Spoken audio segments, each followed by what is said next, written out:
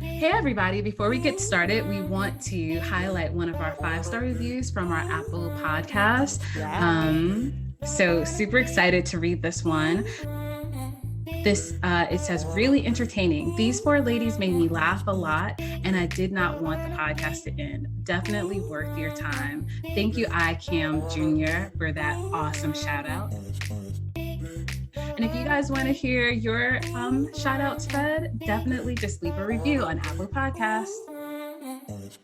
There are 2 ways that I look at it. One is from sort of like the feminist perspective, which is like, it's empowering to see women sort of own their sexuality, have agency over their own sexuality, and be like celebratory of it, to the point of making old men uncomfortable. There's some, I am someone who used to bang to Baddest Bitch by Trina when I was in college. Like, even back then, I was like, yes.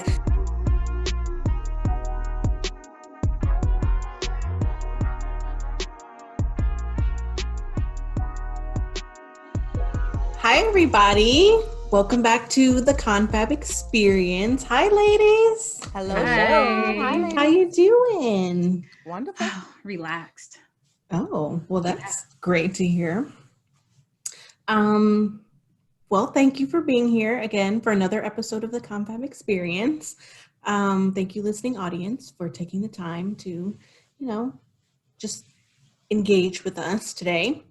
So I thought today maybe we could talk a little bit about something that's kind of been going around for the past couple weeks. There's been a lot of discussion about it, a lot of opinions on it, and that is WAP. WAP. WAP. And I would like to keep this clean, so I will not tell you what WAP stands for. I was just going to ask you, what does that stand for? Google it.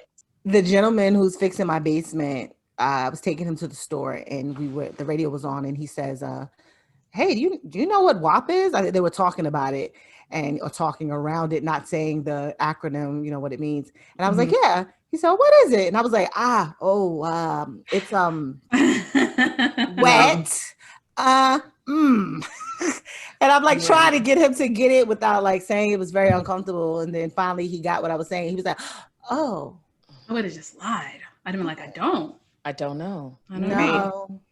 I was trying to be a whole big girl about it, but at church we say worship and praise. I think that's kind of part of it. I think WAP has made a lot of people very uncomfortable. It catches you a little off guard, especially when you watch the video for the first time. But let's talk about it. What is the big deal? Is it terrible? Is it something that needs to be of concern to people? What do you guys think? So I have to say that I was in a Lyft yesterday, right? So let me just start off by saying that I love the song. Okay, I think it bangs. Maybe when I'm by myself though, because when I heard it in the Lyft, like I was Monique, like uncomfortable. Like I just was like, I don't really want to hear the unedited version with somebody else in the car with me, Right. Like you feel uncomfortable singing along. Right. Exactly. I don't think it's anything wrong with it. Honestly, they are 2 rappers who are known to be raunchy, and like that's their brand. So I don't see anything wrong with it at all. Actually, I think that men have been singing about women in that way forever. So it doesn't bother me. It actually doesn't really bother me either. Well, I think there are two ways that I look at it. One is from sort of like the feminist perspective, which is like, it's empowering to see women sort of own their sexuality, have agency over their own sexuality, and be like celebratory of it, to the point of making old men uncomfortable. There's some, I am someone who used to bang to Baddest Bitch by Trina when I was in college. Like, even back then I was like, yes. It's not like my own personal lifestyle that I lived, but something about it. Like when I was in my car, I was like, yes, kind of the same feeling. Like, we should be able to say these things if it's what we want. And if they're artists, they should be able to be artists. I think, and we talked about this a little bit on our race episode, coming from a race perspective, however, I think to an extent, there's so little representation of Black women that like the bad parts of things then get attributed to Black women. And then even though, I mean, Cardi B, you can argue she's not Black. She's a woman of color, for sure. A woman of color, sure. But do old white men make that distinction? Who knows? Probably not, right? You know, Kylie Jenner's in the video. I know people had problems with her being in the video for other reasons, but, you know, the old white men didn't have anything to say about Kylie Jenner. They were just talking about, the rappers and the dancers and how awful they were. So it's almost, while I appreciate it and while I don't feel like it should be a thing, it's kind of, for me, almost the equivalent of like, you know how like your parents may have said to you, or I know I've said to my son, you know, you can't really do the same thing your little white friends can do. You know, like Madonna can do this and people not really have a problem, or Lady Gaga can do this and people not really have a problem. But I think just, and I mean, it like we live in a double standard. We can't do all. Yeah, absolutely. Yeah, on many levels. On many levels. I get it, Stacia. All right, listen, Siobhan, I think you said it perfectly. There's this piece of me that I'm like, I applaud that you are able. Did y'all hear my New York come out? It comes out every night. I heard it. Yeah. I applaud your ability to actually do it. Like, bravo for you. But then there's this part of me, because I definitely feel like, especially at this point in our, like where we are right now, that I'm in a real uplifting space for like our Black and brown people, where I want people to see like all the best of us. And I don't know that this song represents the best of us. I actually don't like the song. I will say that. And it's not that I don't like the song because what the song says, because like Siobhan, I like Trina's Baddest Bitch. I think that's like an anthem. It's not my lifestyle, but like I felt empowered after listening to Trina. This I just felt like was raunchy for the sake of being raunchy. I think that's more of it's a choice. It's a taste thing. Well, yes, but I think that's more of a referendum on the style of like hip hop now. Like, you get what I'm saying? Like, it's just rap music and you get a few or whatever, but it's just lyrically, like somebody said, it's not even clever. I heard someone say that and I was like, I mean, but it fits in with all the other hip hop that's out now. Get your boots and your coat for this wet ass. Those are lyrics. Like, it's not clever. Yeah, I don't know that has been it just feels to me like, because people are offended, like there's all of a sudden this different standard that's being applied to whether or not it should be a song, or, you know, like whether we should be excited about it. Like all of a sudden we're like breaking down lyrics, and all of a sudden we're saying, oh, you know, you can't be raunchy, or you can't be just, and I feel like that's part of like rap culture. Yeah. I mean, mumble rap, you can't even understand what they say. I can't remember what that song was. Baking soda. Stir it up. Like, I think that there are few lyricists who are known to be lyricists. Exactly. Right? That's my point. It's where you're like, okay, yes, that was just super, super clever. But I don't think that's the vast majority of rappers. Yeah. And I feel like because it's these Black women who are owning their sexuality, all of a sudden, you know, people like Asilo are saying, oh, this isn't the time for that type of music. Get out of here. You didn't say that when Tekashi came out with his, you know, Punani or Yaya. Like, you didn't say that when Blueface came out with his song that has these like strippers doing all kinds of stuff that's but who are these highly people? Disrespectful. Who are these people? Like Cardi B and Meg Thee Stallion, like they are mainstream. They command a different type of audience. So there's a part of me that can agree to the point, because I just said, like, I feel like at this particular point in time where Black people are trying to be uplifted and trying to find their space, that like I would have preferred a different song. But, and I also And I also think that it's not a new argument, guys. It's just a renewed argument that gets renewed time and time again whenever somebody who is of mainstream, right? Because this Blueface, did you say Blueface the killer? Is that his name? Blueface, yeah, no. Blueface, not Blueface. Okay. No, No, not the killer. Not the killer. It sounds anyway. They're not at the level that these ladies are at. They're not at the top of their game. So talking about them doesn't change a conversation. Doesn't begin a Ben conversation. Shapiro's daughter is not listening to Blueface. Yeah. Or Tekashi. Is Ben Shapiro the conservative? That conservative dude? Oh yeah. Like he sounds like he makes sense for a little bit, and then you keep hearing him talk, and then you're like, oh, you radical ass. Like, oh, nope. I just think that it's ridiculous to me that we can't be all why can't we can have music that is uplifting and music that is, silly and music that is crazy and music that is country and music that is raunchy and music that is hood.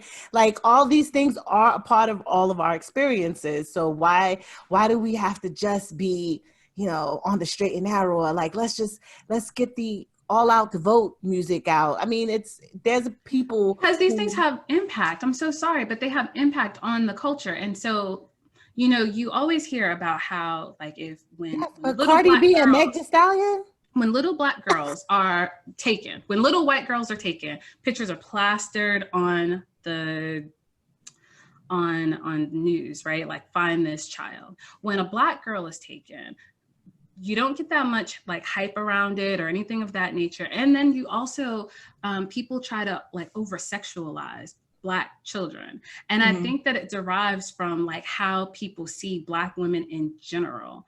And I don't think that this kind of stuff helps that narrative where you have at the very beginning them like laying on each other or everything about them is like stereotypically how Black people are seen, or Black women specifically are seen in the media. But that's other people's problem. You know what I mean? Like that is their reality. Cardi B was a stripper. I don't know Meg Thee Stallion's background like that, but Cardi B was a stripper. That's where she came from. So this like females grinding on each other and all that, that's what she came out of. And just as easily as she does that, she gets on and starts railing about voting and Bernie Sanders and interviews Joe Biden and interviews Joe Biden. Like she's a full rounded person. Like love her and her complexities or don't, but I just don't think that it's fair to be like, you have a responsibility to like, whatever. Like she wants to show her tail. And okay. I mean, I think in theory that is absolutely true. I agree. In theory. I just don't know that if in reality, if you have Cardi B trying to, dress in her suit or whatever and get on and interview Joe Biden. And then on the flip side, she's got her tatas out with pasties and like, it's fine with me, but I'm just not sure in the greater populace if it's easy to take her seriously one way or the other. I mean, it's kind of hard to take her seriously. Anyway. But isn't that like a normalizing of things? When you see something enough, it just becomes like normal. When we see someone who is, what I like about Cardi specifically is that she does both. So it's not that, you know what I mean? So like if you see someone who is, wow, she's really sexual, but she's also very into politics. And like, let that be the thing. Eventually it becomes normal. Yeah. And I don't know that it needs to be that. Like, I feel like if Cardi and Meg want to come out with something that is owning this part of women's sexuality, like, let it be that. I don't know that that she also has to be able to, with authority, interview Joe Biden, and own that space as well. And I think that generally speaking, what people think of Black women, they think of Black women. I don't know that, this Cardi song, it's almost like that confirmation bias where you already think something about somebody, then they do something, and then you're like, see, I told you. Mm-hmm. But isn't it like, why is You it on can't the tell me women that, also? sorry, you can't tell me that if Cardi B were to come out with a song that was like, go vote, go vote, go vote, people will be like, well, now I think differently about Black women. Mm-hmm. Yeah. And why because is it? we have enough examples of that already, and people are still like, Mm-hmm. you know. And why is it on the women? We do not give the same energy. The world does not stop when men put out these raunchy lyrics. That is absolutely true. Why is it on them? Why do they have to, bear the burden of it all? Because they're women. Mm-hmm. Shouldn't women be able to brag about their sex and all that? And why not? I agree. Is this empowering? Did anybody feel empowered by it? Because there was another girl who was on doing a reaction to it, and she was like, there's nothing. She said, I think it's cool that they're doing it, and if that's what they want to do, but let's stop calling this empowering. Like, there's nothing empowering about it. I agree. And I said that a minute ago. When I listened to Trina's Baddest Bitch, you could almost, I mean, she gives you instructions. If I were, like, and for these young hoes, right? These young ladies. For these young ladies, and she kind of gives instructions on, like, don't be dumb about it, don't be stupid about it. Like, I mean, if I could do it again, this is how I would do it. And that was lyrics up again. We won't go into what the lyrics are here. We won't go specifically. We encourage you to, find that out for yourself. Mm-hmm. If you don't they're know not already. actually that empowering. Really, for me, the difference between, like, that song and this song is that felt like taking real ownership over who you were, and like a boss babe, right? Like, raunchy but still bossy. This just feels raunchy for raunchy's sake. And fine, sex sells, I get it.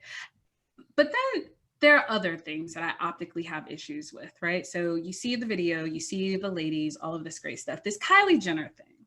Yeah, let's talk about that. Let's talk about Kylie. So you have Kylie and Normani in this video.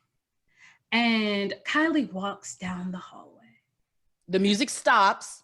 As she walks down the hallway, and then you have Normani, who, like, is literally, like, doing all her dancing and all of this other stuff. And somebody said, and I agree, that talk about, like,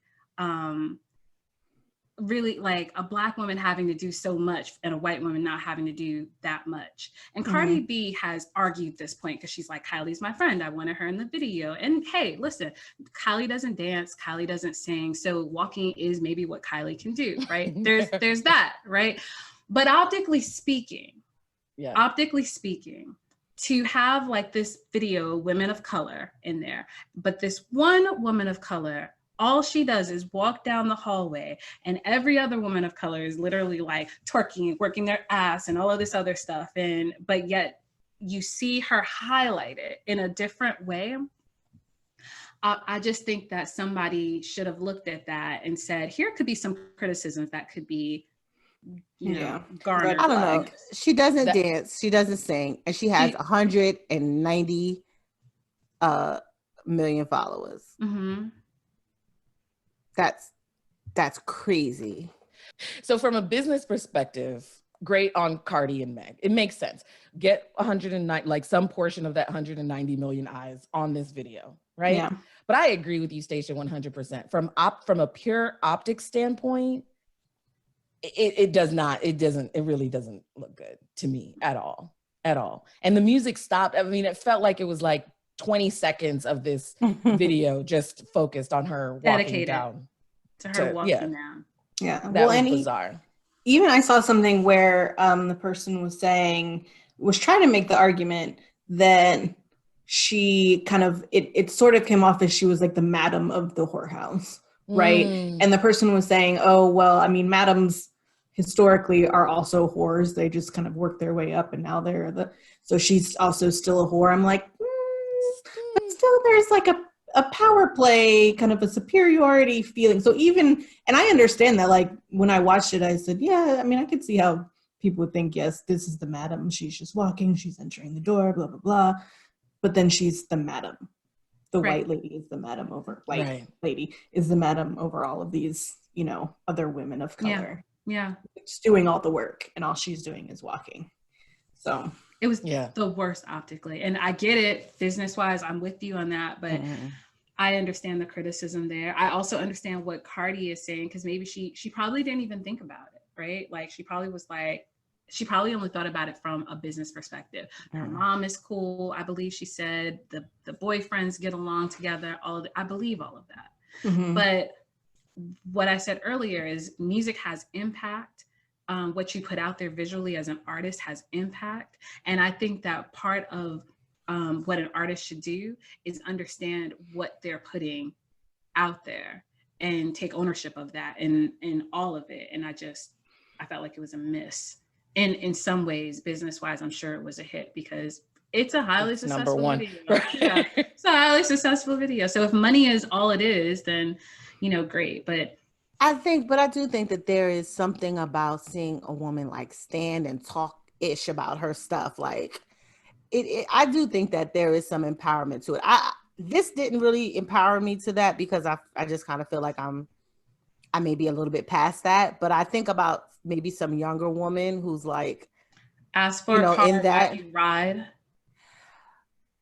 get your boot and your coat for a car. Pay my tuition. I just want y'all to read. I'm just reading the lyrics, y'all. Yo, how crazy must be to be like, yo, ask for a car while you there. Like that's prostitution. That's well, I actually think prostitution is okay too. So, but that's a whole other story. I mean, when has that not ever happened? Like, you know,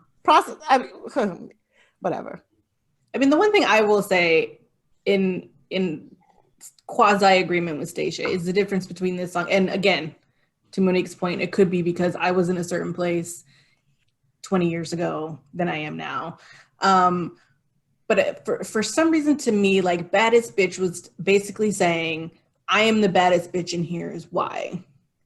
For this reason, this reason, and this reason. Part of those reasons is because Mahuha is bomb, whatever, you know, and then also this and also this and also this. This one is like, I am defined by this. I agree. So, which is fine, but I think that for me, that's the difference. Not saying that I wouldn't put it on the level for me as degrading. I just think that that's just the difference for me, from my perspective. I think to your point, Monique, like young girls who didn't have the privilege of listening to Trina, or they can get some empowerment. Or Little Kim in 1996 when she put out a Big Mama thing. When I used to be scared of now I throw lips to the handle it like a real. I was like, yo, my mind was blown by that. I was 16 years old. I wasn't like out there doing this kind of thing, but something about it stuck in my head. Like, this is a thing. Like, it could be like, you could just take control of a dude. Like he's not always the one in control, and you could be the one in power during sex and all of that. Like, it stuck out to me. Okay, so I really was about to ask for a definition of empowering, because I was just trying to figure out like why that was a word that was used in correlation to this video. But I get it, because you're taking ownership of your sexuality and saying, okay. Like, I'm not just laying back and letting, like, the guy has to like initiate. He's the one in control. He'll give me what he wants after or not. She's like, no, ask for it. You are so fly. He should be so lucky to be there with you that he is paying your tuition. I'm not saying that is what we need to be promoting. I'm just saying that is, it's an empowering, that is a crazy thought. Yeah. Right. Yeah. Okay. Yeah. Overall, listen, I think that Siobhan said it really perfectly in the very beginning. I'm of dual minds when I think about this. Like, I think that it's really great that they are able to do this, right? And they should be able to, and they shouldn't be, I won't say that they shouldn't be criticized, because I think anytime you put yourself out there, you're opening yourself up to what people have to say. True. And when you are like such a big celebrity, it's going to be more. But impact is my word. These things have impact. They have impact on the images that people see. And I understand that there are many great examples of Black women out there. But like during this time when Black Lives Matter, and we're fighting for that, I just wish there was another summer hit that was really empowering for something other than sex. Fair. I thought Beyonce came out with a whole album. I thought all Black is king. Like, yeah. So I think the one thing I will say is just back to the empowering piece. If what they're describing is something that you enjoy, it's not something that gets generally talked about. Like you have to like keep, those things quiet, and then you think, oh, that makes me bad. That makes me whatever. Like I'm not supposed to enjoy sex. And so even though it's like uncomfortable, I think that's the reason why I would say that it's empowering. No, I don't think every lyric or line, and I haven't broken down the lyrics the way you guys have, but like not that every lyric or line is something that little girls, they shouldn't be listening to it anyway, which I find, problematic. So I feel like that's a whole another conversation. Right. But I do think it's like, when you start talking about those type of things, you're like, oh, okay, it's okay for me to like this thing or whatever. Normalizes it, I guess. Yeah, I agree with that. I have a little bit of a pivot on this conversation because there's something else that's been bothering me in the same vein of like women and their sexuality, leading with their sexuality. And that's Lizzo. Love Lizzo. I love Lizzo too. Yeah. And I think she is so bad. And I love, like, as a big girl, like seeing her out there, like half naked and strutting and showing her big fat behind and like loving it and like men fawning over it is super dope to me. Yeah. But she gets so much hate and so much like negative feedback. And that's not even because she's a woman. Like that's just on top. That has everything to do with her size. Agreed. Right? Agreed. So like I just thought, like, does size matter? Can like a skinny girl get away with things that like a big girl? Yes. Absolutely. Wait, what was your question? Does size matter? Yes. Yeah. So there's this documentary that I always talk about, Killing Us Softly. And they talk specifically about like what the perfect woman looks like. And it is not somebody who has any type of real curves.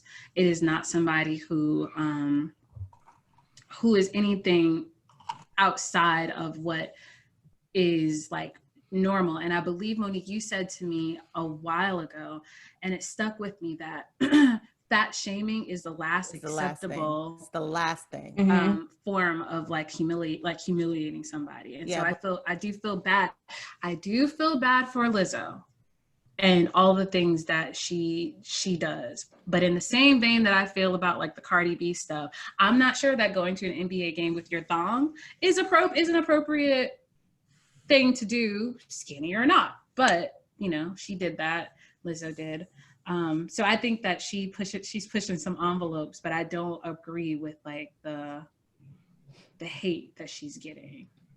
Like Lizzo gets it. There was not too long ago, Jill Scott put out like at a live concert or something. She did this little like skit something. Acts like that. Is it because she's big or bigger, or is it because like that was a lot, guys, where she was basically like giving oral sex to the microphone. Yes, that's what I'm referring to. I just think that those things are a lot easier for skinny girls to get away with, or specifically skinny white girls, especially, like, to kind of get away with, rather than a big, like, some guy came out, was like, he tweeted something, was like, are you mean to tell me that people really think Jill Scott is attractive? I saw that. And people came for him too. Yeah, they came for him hard. Yeah. But beautiful Jill Scott. He said somebody said, okay, I didn't see that.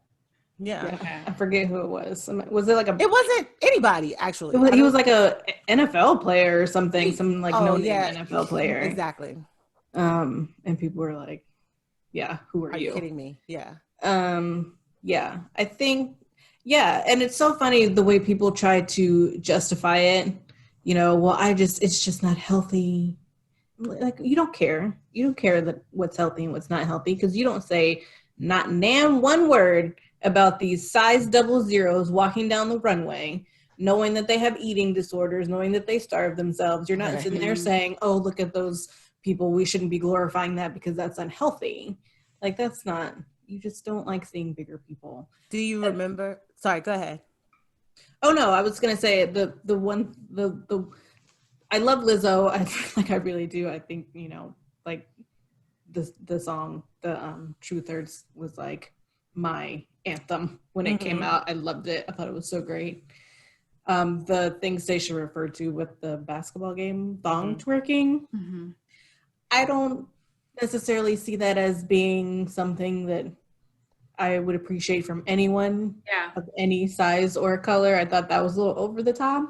I don't know if she had been drinking. I don't want to put anything out there if she hadn't, but it just seemed a little strange to me. But other than that, like, wear your corset and play your flute up on that stage. Absolutely. Just do it. Because she's a bad one. Like, she's bad. Jill is bad.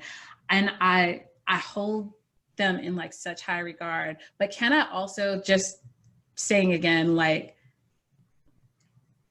I don't want to see anybody give fake oral sex on stage though either. Like, it's just me.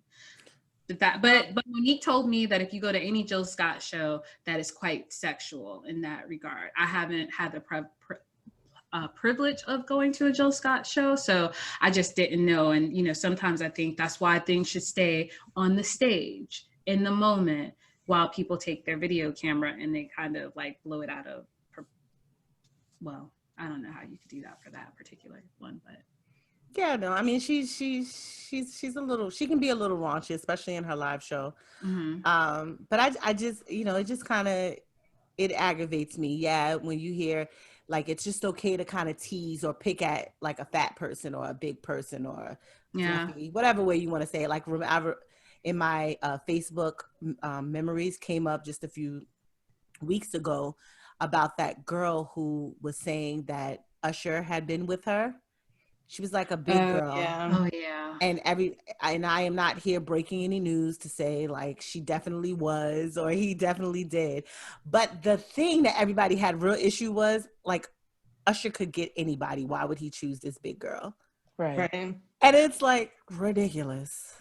Just seems like he is equal opportunity. And I appreciate that about him. Me too. He might get a shot. Why not? Leanna, do you have anything to add to this conversation?